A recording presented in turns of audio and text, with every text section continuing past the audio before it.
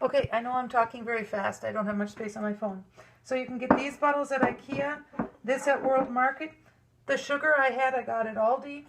I like these bottles with the ceramic flip tops. You can use kombucha bottles. You need something that can withstand pressure from inside. These kind of bottles with just a plastic top, you won't get carbonation. It'll release the gas. So after you've strained out the fruit, now you pour your liquid into these bottles. And at this point, you could add a little juice if you like.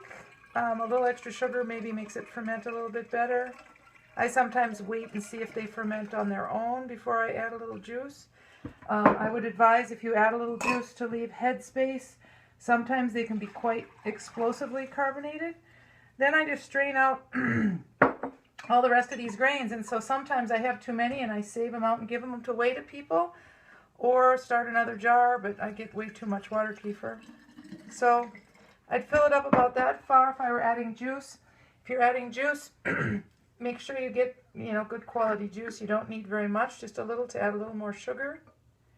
Different flavors. You can put fresh fruit in cheesecloth in the first ferment or second ferment. This is now what you'd call the second ferment. You let it sit out at room temperature for several days. Then I test it. If it's not carbonated, I let it sit out longer. If it is carbonated, I put it in the refrigerator. If it loses its carbonation, I might put a little more sugar in, let it sit out some more. They say it has the most probiotics and B vitamins after about 6 weeks. I've never had any last that long. I always drink it. Then you just start another batch with the first ferment, which I made another video. In the first ferment, if you find your grains aren't growing and getting bigger, you could add some mineral water like San Pellegrino, like a cup or two, to the first ferment. I find that makes the grains grow. If you don't have enough minerals in your water, add a tablespoon or two of black molasses to the first ferment in the big jar.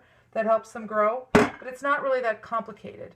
Sometimes they're carbonated, sometimes they're not. This one